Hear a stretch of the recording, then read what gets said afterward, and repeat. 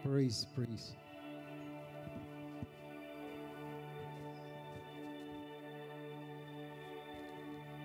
Glory, glory. Hallelujah. Praise the Lord. Excited ba kayo? Sige, lahat ng excited, pumalakpak nga ng malakas. And I do believe God is more excited to all of us. Amen. Mas excited ang Diyos sa kanyang piging. And I do believe na marami pa tayong tatrabahuhin. Amen? Kasi alam ng Lord, hindi lang tayo ang kanyang tinawag. Sa kanyang piging, marami ang tinawag. Amen. So let us pray. Heavenly Father, I thank you for the word that you are revealing unto us. It goes deeper and deeper, O Lord, para yung espiritu namin, yung pananampalataya namin, truly ay magkaroon kami ng kalakasan spiritual. Hindi, O Lord, sa mundong ito na kung saan pasama ng pasama according to thy word.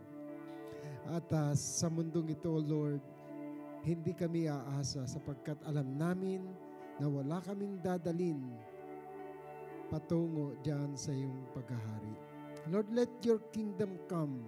Let your will be done. Hindi ang aming kalooban, ang aming kagustuhan, kundi ang plano mo para sa amin. Because you gave us, O Lord, an extraordinary spirit when you said, receive the Holy Spirit. And to those who believe and to those who receive the Spirit, you become a children, not of natural descent or human decision or husband's will, but of God. We claim this promise, O Lord. We claim the Holy Spirit is inside us, and our body is now thy temple, the temple of the Father, the Son, and the power of the Holy Spirit is inside us. Because these are all your promise to us. Promise mo ito, Lord, hindi ito promise ng tao. At hindi kami simbahan, O Lord, naguguho when there is war, when there is a famine, when there is a earthquake or anything, because the temple that you have builded is a rock, standing on a rock. Thank you, Father God. Thank you, Lord Jesus, for being with us every day. And today, we will declare that the Spirit of the Lord is upon me. Come on, church. Because He has sent me to preach deliverance and recovering of sight to the blind, them that are bruised and perplexed. Yes, Lord, this is the year acceptable to you, as we declare the year of our Lord's favor. Thank you, Father God. Favor is upon us. This we pray in Jesus' name. Amen. So, humanap ka ng dalawang tao, sabi mo, pabor at pabor ng Diyos ay nasa iyo.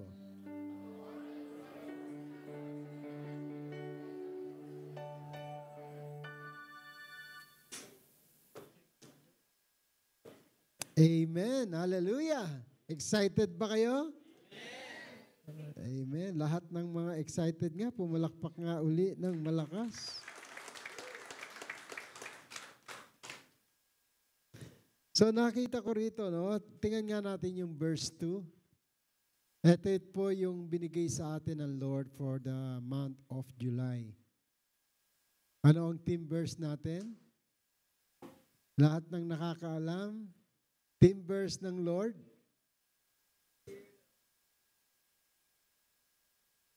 Wala, nakakaalam.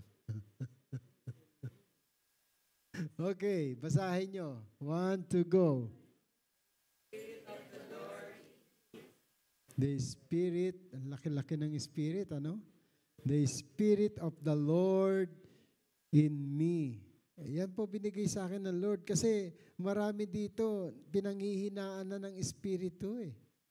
Amen. Lalo na pag maraming problema, ang nakikita problema.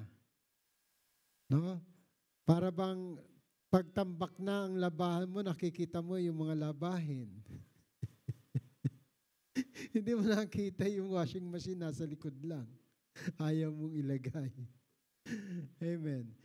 Normally, no, makikita natin talaga yung mga problema, gabundok.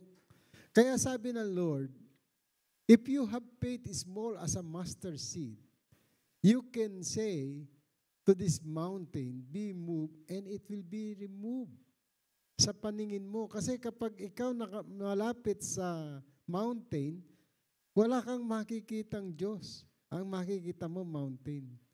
Pero layuan mo yan, makikita mo yung Diyos na mas malaki sa mountain. Amen? Magiging background mo na lang siya ng selfie mo. Amen. Kaya kapag nagse-selfie ka, background ko si Jesus. The Spirit of the Lord in me. Okay, balik mo ron, Isaiah chapter 11 verse 2. And the Spirit of the Lord will rest on him. The Spirit of wisdom, the Spirit of counsel and might, and the Spirit of knowledge and the fear of the Lord. Ang nakita ko rito, no, kapag ikaw may Espiritu ng Lord noong araw, mananatili lang yan kapag ikaw ay kinakasihan niya. No, hindi yan nananatili permanently. Sa tingnan natin yung buhay ni Daniel. Sa Daniel chapter 5, takot na takot itong haring si, ano ba pangalan nun? Nebuchadnezzar ba yun? Si Belteshazzar. Okay? Let us see.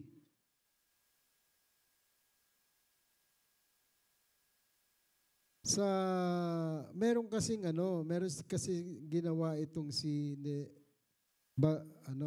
Belteshazzar. Verse 1 ng Daniel chapter 5. Let's begin, no? Palitan tayo. Kasi medyo mababa ito ng konti. Okay? I will read verse 1. King Belshazzar prepared a great banquet for 1,000 of his nobles, and he was drinking wine in front of them. Sa NET, kung may NET ka, ano? Verse 2, kayo po.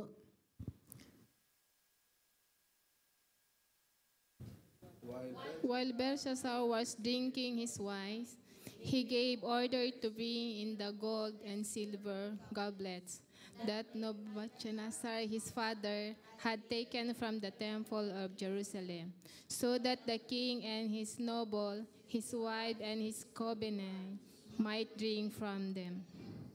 Verse 3. So they bought these gold cups taken from the temple. No, dinala nila yung gold cups na galing sa temple ng Diyos. The house of God in Jerusalem, the king and his nobles, his wives and his concubines drank from them. While they drank from them, they praised their idol, made of gold, silver, bronze, iron, wood, and stone. Verse 5, suddenly they saw the fingers of a human hand writing on a plaster wall of the king's palace near the lampstand. The king himself saw the hand as it wrote.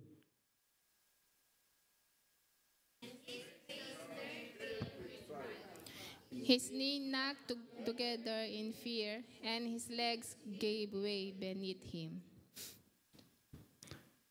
Verse 7, the king shouted for the enchanters, astrologers, and fortune tellers to be brought before him. He said to these wise men of Babylon, whoever can read this writing and tell me what it means will be dressed in purple robes of royal honor and will have a gold chain placed around his neck. He will become the third highest rank, highest ruler in the kingdom. Next verse. But when all the king wise men had come in, none of them could read the written and tell him what it meant. Verse 9. So the king grew even more alarmed and his face turned pale. His nobles too were shaken. But when the queen mother heard what was happening, she hurried to the banquet hall. She said to the Belshazzar, "Long live the king. Do not be so pale and frightened." Okay? Sabihin mo sa katabi mo, huwag kang matakot ha. There is a man in your kingdom who has within him the spirit of the holy gods. During Nebuchadnezzar's reign, this man was found to have insight, understanding, and wisdom like that of the gods.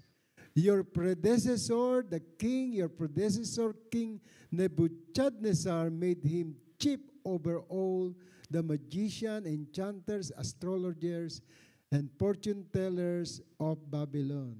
Okay, sabihin mo na uli sa katabi mo, lahat ng mga mangkukulam, manggagancho, no? Lahat ng mga ang espiritu ay sa mundo magsasubmit sa iyo. Amen. Okay, next verse. This man Daniel, who the king named Belteshazzar, has exceptional ability and is filled with divine knowledge and understanding. He can interpret dreams, explain riddles, and solve difficult problems. Call the Daniel and he will tell you what the writing means. Praise the Lord. Hallelujah. Kita nyo sa buhay ni Daniel, yung excellent spirit ay pinagkaloob na sa kanila ng Lord. Bakit? Kasi hindi sila yung tao. Si Daniel, no? 4 sila actually. Shadrach, Meshach, at Abednego. They are captives from Jerusalem nang kinuha sila, no? Ang Lord, hindi sila pinabayaan. Kahit na pinagsasamba na sila or pinagsisimba na sila or pinayuyuko na sila sa gawa ng tao na Diyos, no, sa bato, they did not comply on the requirements of the king. Alam nyo, itong binabasa natin ngayon, no, ibalik mo doon sa Isaiah chapter 11 verse 2. The extraordinary spirit, the Spirit of the Lord will rest on him, the Spirit of wisdom and understanding. Ito po ay Espiritu, from the very beginning, ang ating Panginoon ay sinulat na. Amen? In Isaiah, si Isaiah, pinrapisay niya kung ano mangyayari kay Jesus. At binigyan na ng hint ang mga tao sa kanyang pagdating. Amen? Pero hindi siya nakilala. Walang nakakilala sa ating Panginoong Jesus. Even though sinusundan siya ng pagkarami-raming tao at nagpapakain siya ng tao from the miracles, pamula sa wala, ginagawa niya yung pinapakita niya yung manifestation ng Diyos dito sa lupa, wala pa rin maniwala at sumunod. Amen?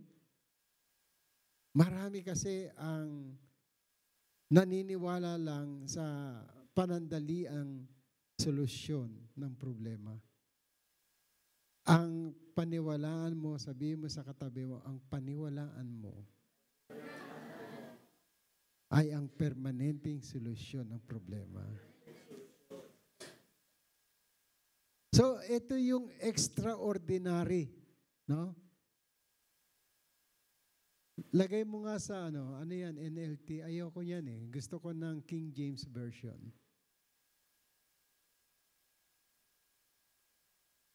Kung may NET, NET. Pero mas gusto ko King James Version.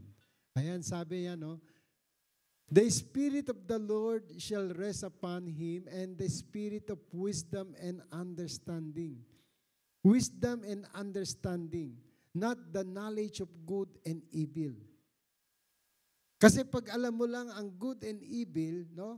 Dito lang yan sa mind natin, pumupunta. Ano yung knowledge of good and evil? Yung nakikita mo, yung naririnig mo naturally, yung naamoy mo. It's about science. Science is a systematized knowledge based on facts and truth. Di ba? Kaya systematized knowledge kasi kailangan mo ng mata, ng bibig, ng tenga, ng ilong, ng iyong pakiramdam, the five senses. But hindi nyo ba alam na yan ang gusto ng devil? Yung five senses? Para ka matakot sa iyong future. Because the truth, sabi ni Jesus, I am the way, the truth, and the life. Yung truth is kanyang word. The word na magbibigay sa iyo ng wisdom and understanding about the kingdom of God. The kingdom of heaven. Hindi yung mga fantasy movies, mga ano ang makikita natin at magre-register sa utak natin na ganito pala ang heaven, ganito. No. Sabi nga ni Jesus nang kayo manalangin, let thy kingdom come, let thy will be done. Paano mo makikita yung kingdom niya, yung will niya? It is from His word. Kaya nga sa John chapter 1 verse 1, in the beginning was the Word, and the Word was with God, and the Word was God. Kaya hindi na bago ang plano ng Diyos. No? The excellent Spirit will rest upon you if you believe. For as many who receive Him, to those who believe in His name, He gave them the power to become a children of God. Sabihin mo sa katabi mo, ikaw ay anak ng Diyos. Huwag ka nang mabuhay sa mundong ito. Mabuhay ka sa espiritu at katotohanan. Anak ka ng Diyos. At ang Diyos ang gumawa ng langit at lupa. Sabihin mo sa katabi mo, huwag ka nang magkunwari. Hindi ka mahirap. Mayaman ka. Amen? You have to tell the word that who you are. Amen? Hirap ng trabaho. Hirap na ako. Okay. Sabi mo yan eh. Mahirapan ka talaga. Kung masaya ka nagtatrabaho at naglilingkod sa Lord, mahahawa ngayon ang mundo mo. Hoy, halika. Sama ka sa amin. Kakain tayo. May party doon. Pakakainin ka namin ng Espiritu ng Diyos. Sabi ni Jesus, John chapter 4:34, my food is to do the will of the one who sent me. Kaya masaya naglilingkod. Kahit na walang pagkain yan. Tatanungin pa ng mga disciple niya, saan kumuha ng pagkain yan? wala tayong iniwan natin, walang pagkain. So, ang extraordinary spirit ang magbubusog sa katawang lupang yan. Amen? Hindi kanya na bibigyan ng mga anong nakakain natin, yung mga mantika, no? Na magbibigay ng high blood. No, hindi ka bibigyan yan. At hindi ka bibigyan niya ng mga pagkain na makasasama sa iyo. My food is to do the will of the one who sent me. Yung ipapakain sa iyo ng Lord ay yung masasarap na galing sa paraiso. Amen? Kaya nga, yung tao, no, let us see itong saan ba siya? Okay, nasa Luke chapter 23.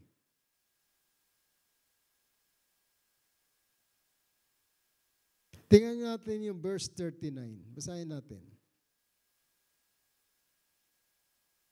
Okay, I will read. One of the criminals who was hanging there railed at him, saying, "Aren't you the Christ? Save yourself and us." So ganito yung ganito yung normal na knowledge natin, no? Understanding about Jesus. It's like ourself, a human being. Iligtas mo sarili mo. Pati kami. Kayo nga po, verse 40. Luke 23:40.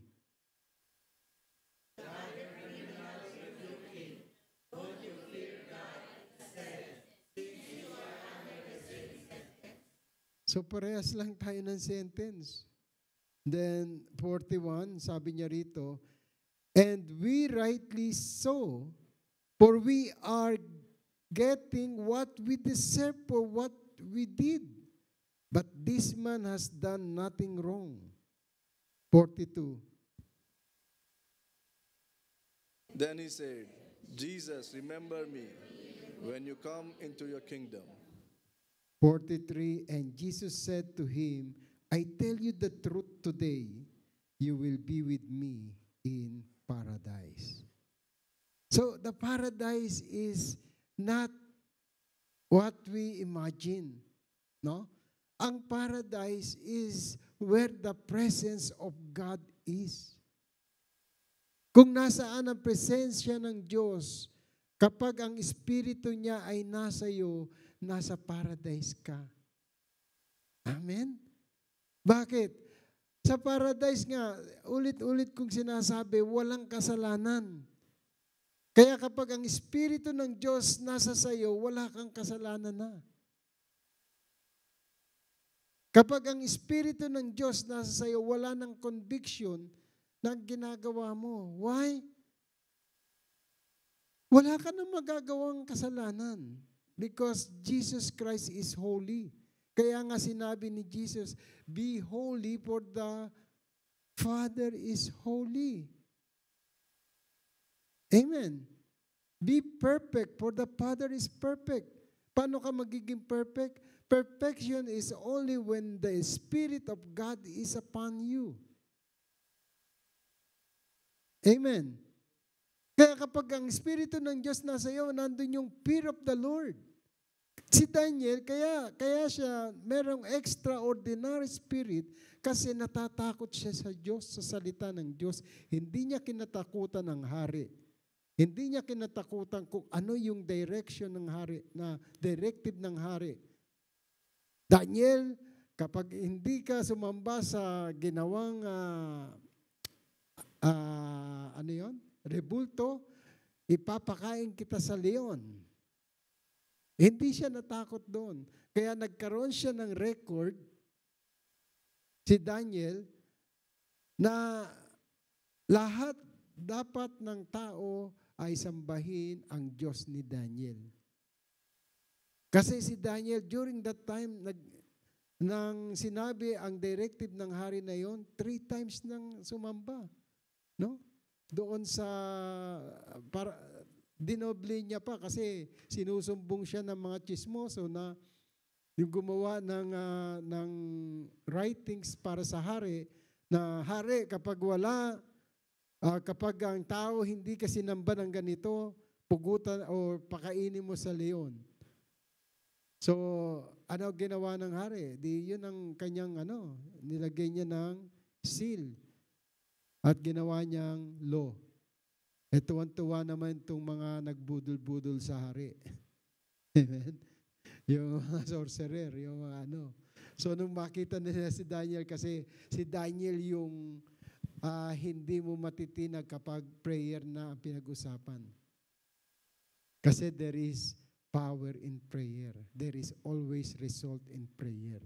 Nung mag-pray si Daniel, nakita nila, Nung makita ni Daniel yung iniutos ng hari, lalo siyang nagpray. 3 times, no? O 5 times a day. At ang mga tao rito ay sinusunod yan. Amen? They are very prayerful. Kaya makikita nyo talaga yung prayer nila. No? Nung nandoon ako sa Saudi, meron pang ano yan. Kailangan sarado lahat ng establishmento. Lahat ng merkado, sarado. No? Hindi ka pwedeng lumabas, hindi ka pwedeng pumasok. Lahat kayo, kailangan Muslim ka or what, kailangan nyo magdasal. Because that is the ruling of the Old Testament. Na sinunod nila yung hari na sundin nyo ang hari ni Daniel. But the thing is, the extraordinary spirit from Daniel is not from him. It's from the Word of God. It's the Word that gave him the extraordinary spirit because the fear of God is the beginning of wisdom. So, sabi rito ni Jesus, no, I tell you the truth, today you will be with me in paradise. Paradise is the place where the Spirit of God rests. Kasi pinalayas nga ng Diyos ang tao dahil sa kasalanan ni Adan. No? Genesis chapter 3, tsaka si Eva. Pinalayas at nilagay dito sa mundo. At ang mundo, pinaghaharian ng kasamaan ng devil because of the knowledge of good and evil. Nag-increase ang knowledge until now. May nakitang mga galaxy after galaxy after galaxy. Ganyan na ang knowledge ng tao. Kaya nang pumatay ng milyon-milyon without using guns or anything, no? Ano gagamitin lang? Chemicals. Nung nasa Saudi ako, doon ako natakot. Bata pa ako. Wala pa akong asawa. Kukunin mo na ako, Lord. Bakit? Ang kinatakutan namin doon ay kung yung pinadala ni Saddam Hussein na Scud missile na umabot sa Saudi, merong chemical warhead. Sabog kami lahat kahit na maraming battery o Patriot. No? Yung pinadala ng Amerika. Kaya sa Pilipinas, hindi rin safe na meron kang anti-missile. Pag pumutok yun sa ere, lahat kayo patay din. Because of the smoke and the chemical carried by the missile. Hindi yung sabog ang papatay sa'yo, yung chemical. So the wisdom that given unto us, no? Kaya sabi I tell you the truth, today you will be with me in paradise. Ang paradise nasa iyo na when you truly receive the Spirit of God. Kaya si Jesus naglakad dito sa mundo, dala-dala niya paraiso. Amen. Because the Spirit is Him. And when you receive His Spirit, the Word, hindi ka na matatakot anumang bagay ang papatay sa katawan mo. Amen. Yung mga latay niya, lahat ng sugat niya, it doesn't matter to him. Why? Because he knows that he will return. Look at sa chapter Isaiah 11 verse 2 again. Yan po yung spirit na pag-uusapan natin the whole July. No? The other spirit, no, wisdom and understanding kay Daniel, and then the spirit of the counsel and might. Yan po yung sinabi ni Isaiah. He prophesied Isaiah chapter 25. Oh, let's see 23 first. 25. Isaiah 25 verse 1. Sabi rito, O Lord, you are my God. I will exalt you in praise. I will extol your fame, for you have done extraordinary things. Wala pa si Jesus dito, pero pinaprophesy niya na yung gagawin ng Diyos sa tao. I will extol your fame, for you have done extraordinary things and executed plans made long ago exactly as you decree. Ito po yung plano talaga ng Lord. Sabi nga ni Isaiah, no? Prophet Jeremiah chapter 11, na memory verse natin. Ano yan? For I know my plan for you. Okay, paki-ano mo, plus, 1, 2, 3.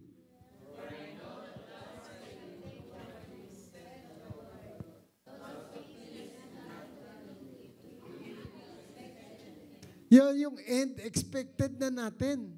Amen? So, ano pang kakatakutan mo? So, if you are prepared, the Spirit of the Lord is upon you, hindi ka matatakot kung kailan ka mamamatay. Kasi, expected na yung end. Meron talagang end sa buhay natin. Amen? Ang nakakatakot na end, when your purpose and plan of God end here, walang extension or walang eternity, then that is yun yung dapat mong katakutan. Amen? Yan yung dapat nating pagandaan. Kasi nung nireceive mo si Jesus Christ, yung Spirit niya, walang end na yan. You become a children of God. Kaya naman kapag ikaw ay iniwanan mo ang katawang lupang ito, wala nang ano sa iyo ang devil, wala nang hold sa iyo ang devil. Dahil ang soul mo, ang Spirit ng Diyos, magkasama na sa kanyang kaharian. The important thing is the kingdom of God. Kaya yung understanding, we must understand na hindi yung alam mo masyado, marami kang alam na verses or what sa Bible. Ang alam mo kung saan ang end mo. Amen? May takot ka ba sa mga nababasa mo? Nagkaroon ka ba ng fear of the Lord? Fear of the Word? Or okay lang yan, knowledge na yan. Eto, ganito na ako bahala na ang Diyos. Hindi bahala ang Diyos. Binigyan tayo ng understanding. Binigyan tayo ng wisdom. Tinanggap natin yung understanding and wisdom sa puso natin, hindi dito. Kaya ngayon, may paglalaban ang spirit at saka yung flesh. Di ba? Galatians chapter 5. Beginning verse 5. Tingnan nga natin. Galatians chapter 5. Para naiintindihan natin kung sino kalaban natin. Is it God or it is ourselves? Tingnan natin yung verse 3. 5:3. Basahin nga natin. 1, 2, go. For I testify again to every man that he is circumcised, that he is debtor to the whole law. So, kapag hindi ka tuli nung araw, no? Meron kang kasi according sa batas yan, So, verse 4, sabi rito, Christ is become no effect unto you. Whosoever of you are justified by the law, Ye are fallen from grace. Amen. And then verse 5. For we through the Spirit wait for the hope of righteousness by faith. So, for we through the Spirit wait for the hope of righteousness. Sabi rito, no? For through the Spirit by faith, we wait expectantly for the hope of righteousness. For in Christ Jesus, verse 6, neither circumcision nor uncircumcision carries any weight. The only thing that matters is faith working through love. Faith working through love. Kaya the greatest commandment Jesus teach us is to love the Lord your God with all your heart, with all your mind, with all your soul, with all your strength. And the second is the same of the first, to love your neighbor as yourself. Kaya nga, sabi sa verse 8, this persuasion does not come from the one who calls you. Verse 7, no, you were running well. Who prevented you from obeying the truth? Sino sa verse 7? Basahin nyo nga. Ye did run well. Who did hinders for that ye should not obey the truth? Takbo ka ng takbo. Pero ayaw mo sundin ang katotohanan, which the truth will set you free. Amen? Ang katotohanan talaga, mahirap mong makasama yan kapag ikaw hindi nabubuhay sa katotohanan. Amen. Because Jesus Christ is very, very true in Himself. Sa word niya. Kaya kapag hindi mo tinatanggap ang salita niya, you are not in or living in the truth. Saan ka mabubuhay? Dito sa mundo where ang kasinungalingan ang nagahari. Bakit kasinungalingan? Because the father of all lies is the enemy of God, the devil. Amen. Sino rito yung nagsasabi ng totoo? Taas nga ang kamay? Ba't hindi kayo makataas ng kamay? Lahat ng nagsasabi ng totoo, taas ang kamay. Sino nagsisinungaling ngayon? Only the truth will set us free. Huwag kayong matakot. When Jesus Christ is upon you, the Spirit of God is upon you, huwag kayong matakot. Kasi ikaw lang at ang Diyos ang nakakaalam ng katotohanan. Amen. Amen. Wala na yan. Yung katabi mo, ay, hindi niya alam yan.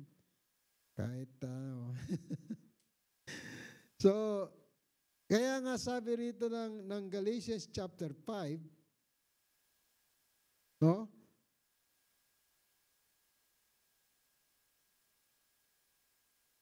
Sa verse 13, for you were called to freedom, brothers and sisters, only to do not use your freedom as an opportunity to indulge your flesh, but through love serve one another. Sabihin mo sa katabi mo, I love you. I'm willing to serve you. Ganyan yung ginawa ni Mary, no? I am a servant of God. Therefore, let thy word be unto me. Kaya, si Jesus, hindi na siya iniwanan. 9 months, pinahirapan siya. Pero nung lumabas si Jesus, may kagalakan sa puso ng ina. Amen? So, for 14, for the whole law can be summed up in a single commandment, namely, you must love your neighbor as yourself. However, if you continually bite and devour one another, verse 15, beware that you are not consumed by one another. But I say, live by the Spirit, you will not carry out the desire of the flesh. Ito yung sinasabi ni Pablo sa mga Galatian. Mabuhay kayo sa Espiritu para hindi kayo kainin ng flesh or mag-gratify ng desire ng flesh. Amen. Verse 17 nga kayo, sabay-sabay, once ago. For the flesh of lusteth against the spirit, and the spirit against the flesh, and these are contrary the one of the other, so that you cannot do the things that we would. Okay. Ito yung sinasabi ng Isaiah chapter 2 na talagang yung flesh natin dapat may hiwalay yung desire natin. Kapag tinanggap mo ang Panginoon, ang desire mo na yung kalooban ng Diyos. Hindi na yung kalooban mo at kalooban ng tao. Mamamatay ka sa flesh. You have to crucify your flesh. Kaya yung kinrucify, hindi spirit. Ang spirit, hindi nakita pa nila. Pero yung flesh, no, after 3 days, nandun ang spirit eh. Ang flesh, na-crucify pero hindi na nakita. Amen? Walang nakitang flesh doon sa tomb. Ang nakita lang yung spirit. Kasi nga, may paglalaban about the Spirit of God and our flesh. And these are contrary to the one to the other. So that you cannot do the things that you would. Kaya ang prutas ng Espiritu, nandyan yung love. Nandyan yung joy. Nandyan yung peace. Iba kasi ang meaning ng love sa tao eh. No? Flesh pa rin. I love you. Flesh pa rin. Kaya yung mga dalaga, mga binata, or huwag kayong magsasabi ng I love you. Sa lalaki, no? Sabihin mo sa babae, I want you to be with me. Ano sasagot ng babaeng dalaga? Ha? Ano dapat sagot? Para hindi ka na lang sasagot ng yes, hindi mo naman alam kung ano yung tanong. Where are you going? Amen. Para alam mo kung saan ka pupunta at ano yung direction ng magiging partner mo sa buhay. Where are you going? Kapag tinanong ng lalaki, hindi I love you. Kasi walang kasagutan yun eh. Amen? Kung totoong mahal mo ang isang tao, sasamahan mo yan kahit saan yan pumunta. Amen? Ganun niya kamahal ang pinakita ni Jesus, ang extraordinary spirit sa atin. Nung nandoon na siya sa agony of defeat, sabi niya, Lord, Father, kung maaari lang, alisin mo sa akin ang sarong ito. Pero hindi ng aking kalooban. Ang kalooban mo ang masunod.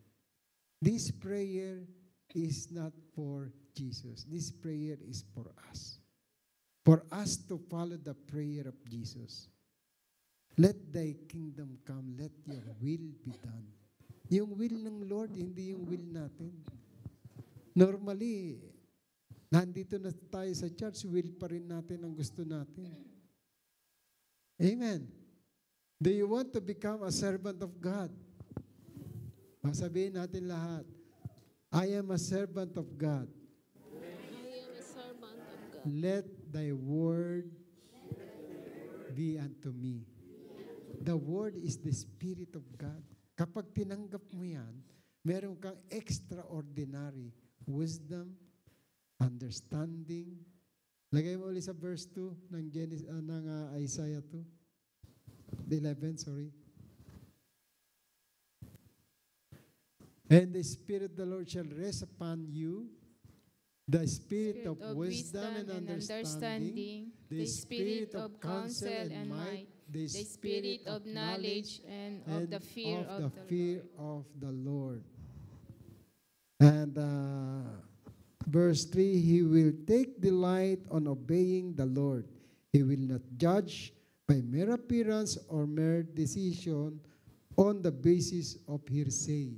Hindi ka na maniniwala sa mga sinabi-sabi. Amen? Sabi niya, uy, magkakaroon na ng gera sa ano. Sabi niya lang yun. Maniwala ka sa sinabi ng Lord. There will be wars and rumors of wars. Rumors lang yan. May war. Oh, may war. Sa, ano yan? Ukraine and also in Jerusalem. Nakasulat eh. Bakit ka matatakot? Amen? Matakot ka sa salita ng Diyos. Kasi kapag hindi ka prepared, dumating ang Diyos, then, yun ang nakakatakot. Judgment Day. Kaya ito na lang huli. Tingnan natin ang Isaiah chapter 1. Verse 18. Ano sabi rito ng Isaiah? O verse 17 muna tayo. Then dito na ako magtatapos. 17 and 18. Okay? 17, I will read, then you read verse 18. Learn to do well. Seek judgment. Relieve the oppressed. Judge the fatherless. Plead for the widow. Ibang-iba talaga yan. Ano? Okay? Verse 18 kayo po. Come now and let us reason together. Said the Lord, through your sins be as scarlet. They shall be as white as snow. Those shall be red like crimsons. They shall be as wool. Let's all stand. Sa verse 19, sabi niya, if you be willing and obedient, you shall eat the good of the land. Yung papakain sa atin ng Lord, yung best niya. The knowledge of good and evil is not His best. The wisdom, understanding, and the fear of God, ito yung gustong ibigay sa atin ng Lord. It is the best in the midst of the garden. For in the midst of the garden, there are two trees. One tree that produced the knowledge of good and evil na naging poison sa tao. The second is the one who produced life. The one who produced life is the Spirit of God. And when Jesus came here, John chapter 10 verse 10, the thief cometh not but to steal, to kill, and to destroy.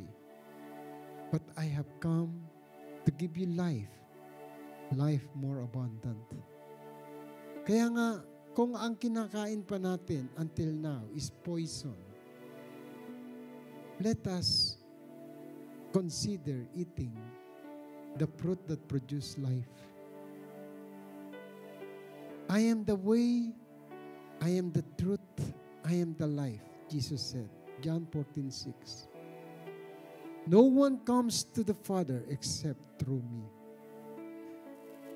So walang nakaparoon sa Ama. Kaya sinabi niya, kung sino man ang kumain sa kanyang katawan at uminom ng kanyang dugo, sila lamang ay may kabahagi sa Kanya. Because God is a Spirit, we who are called by the living God must worship Him in spirit and in truth. Sabi niya rito sa Isaiah chapter 1, come now, let us reason together, said the Lord. Though your sins be as scarlet, kahit ito ay kulay pulang-pula na. Scarlet means red, no? Masyadong marumi na. They shall be as white as snow. Though they be red like crimson, they shall be as wool. Gusto ng Lord yung garment na makikita niya sa ating buhay. Ang suot-suot mo, hindi na yung garment dito na panandalian lang. He want a permanent garment, wrinkle-free. Walang gusot. At ito ay pure white na yung kinasal sa kanyang anak. Sa kasalan, makikita ng hari, this is the one I call. This is the one I want to my son. This is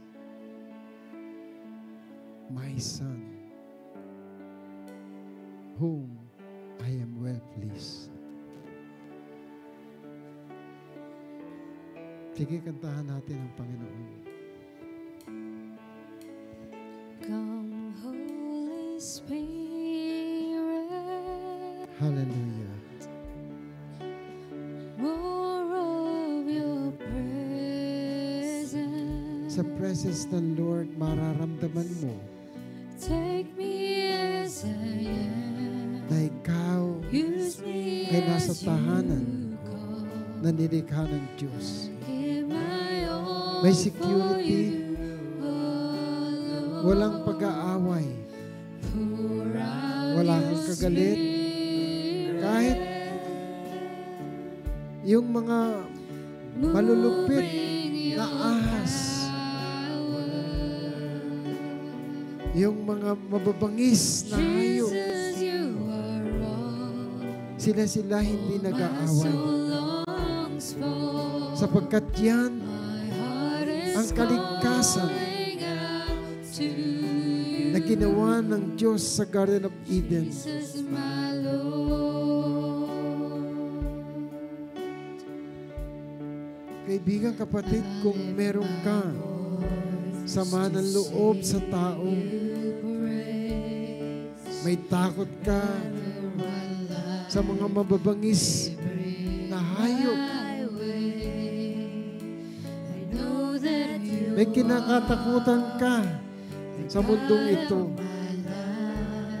The message is very clear. You need wisdom that cometh from God. For life comes from God, hindi sa mundong ito. Wala kang pera, hindi mo kailangan ng pera. Manalangin ka lang at sundin ang kalooban ng Diyos. At lahat ng pangangailangan mo, ang Diyos ang magpo-provide. May takot ka ba kung ano mangyayari sa iyo bukas? Hindi mo pa alam ang ngayon. Huwag mong katakaw ng bukas. Let God be God. Let His plan and purpose for you and for me be revealed by His word.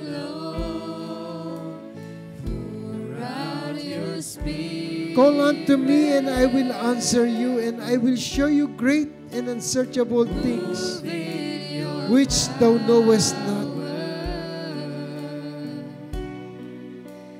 Jesus, you are all. Ginawa mo na ba yan, kaibigan kapatid? Did you call in the name of Jesus everything na nagbibigay ng fear sa iyong nilapitan mo na ba siya? Tonight, I will not ask for altar calls, but I will pray for you in your place. Because I know that the Spirit of the Lord is upon us. Ang Espiritu ng Diyos ay naririto ngayon. Ikaw na lamang ang inaantay niyang tumanggap sa Kanya. Jeremiah 29:11, for I know the thoughts that I think toward you, said the Lord. Thoughts of peace and not of evil, to give you an expected end. Then shall you call upon me, and you shall go and pray unto me, and I will hearken unto you. And you shall seek me and find me, when you shall search for me with all your heart. I will be found of you, said the Lord. And I will turn away your captivity, and I will gather you from all the nations and from all the places whither I have driven you, said the Lord. And I bring you again into the place whence I caused you to be carried away captive. Kaibigan, kapatid, gusto ng Lord ibalik ka sa paghahari niya, ibalik ka sa kanyang presensya, ibalik ka sa paradise na kung saan intended ng Diyos. Nandoon ka kasama niya. Wherever you go, kaya nangako siya, I will be with you up to the end of the age. Yes, Lord. Let thy spirit, O Lord, be unto your children right now. Be unto us. And then don't let thy spirit, Lord, your spirit, be taken away from us. Like the prayer of David, nagkasala siya, Panginoon. Kasalanan na hindi kayang patawarin. He became martyr. He became adulterer. While he was a king, anointed king of Israel. But because his heart is set to be your heart, he opened it again.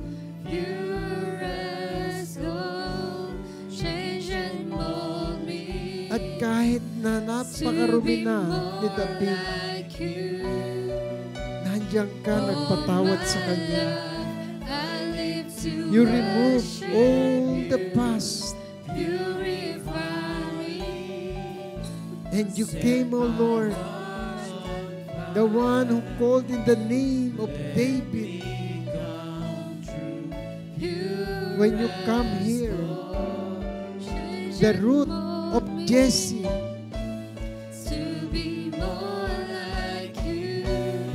the prophesied prophet, more than a prophet, Lord Jesus, purify your children by your blood. Yes.